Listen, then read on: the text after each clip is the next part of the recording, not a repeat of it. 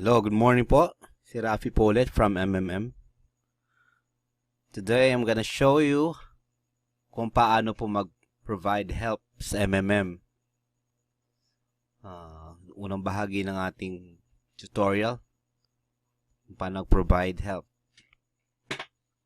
So, pag nag-login kayo sa inyong personal office sa MMM, may tinatawag na dashboard, participant, my page, Mavro, lottery, na mga button sa taas, mga pages ng office nyo. Nandito ngayon tayo sa dashboard. Sa dashboard tayo ngayon, ito ang dashboard. Okay? So, paano mag-provide help? So, nakita naman natin dito, nakalagay. Provide help. I-click lang natin yan. Then, pag nakita mo napindutin natin yung provide help, pag nakita mo itong box na to, may kita mo itong maliit na box. Checkan mo lang yan. Then, next. Kasi natin itong next. Then, makikita mo dito, paano ka magbibigay ng help? Ikaw ba ay gumagamit ng bank? Maraming options dito. Bitcoin, Allied Bank, Asia United Bank, marami. Pag nandito yung bangko mo, pwede mo yun ang gamitin. Ano po? Example, BDO. Ayan, may BDO dito. May BPI. Okay? Okay, other bank. Then, ngayon, dahil ang gagamitin ko ay Bitcoin, i-click ko itong Bitcoin. Kasi Bitcoin ang gamit ko. Then, ano yung gagamitin ko? PHP. Siyempre, peso. Nasa Pilipinas tayo. Then, Bitcoin. Naklik ko na yung Bitcoin. Hindi bangko ang gagamitin ko, hindi Bitcoin. Online wallet.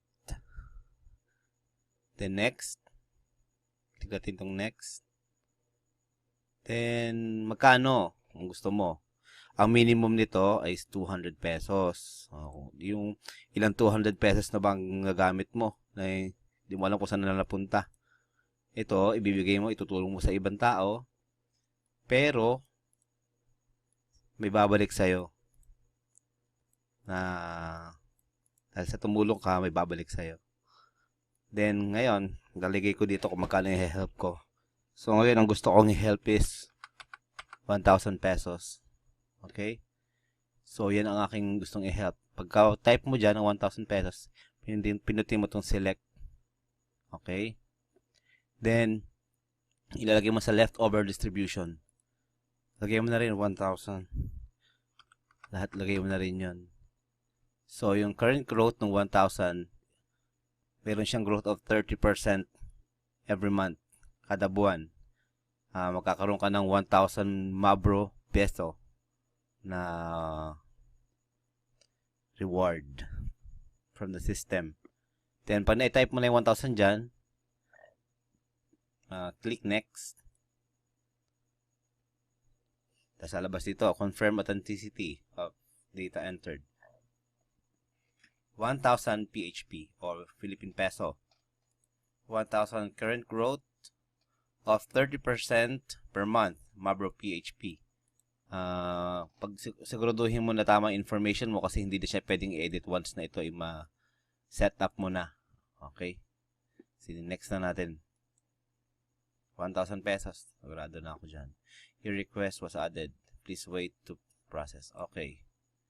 Then, pag lumabas yun, may nakaredy ka ng provide help ganito.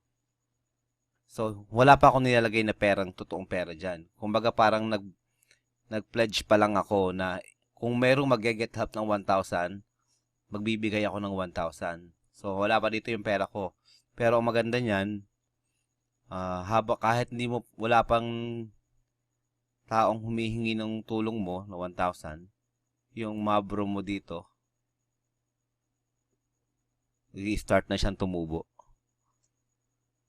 Naka-defrost lang siya for 14 days. Ibig sabihin, 14 days siyang hindi pwedeng i-withdraw kahit ma-confirm siya. Pag nagkulay green yan, pwede. Itong blue, naka-frozen pa rin siya. Pag nag-green siya, pwede na siyang i-withdraw.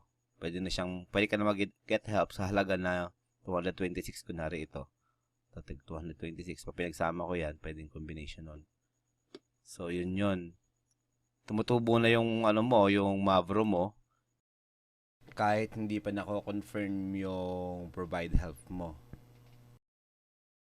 So, yun po ang pag-provide help. Then, sa susunod na video, kung mayroon nang mag-get help sa akin, ipapakita ko sa inyo kung paano i-accomplish ang isang, i-confirm yung isang request na ng get help. So, that's it for now, and together we change the world.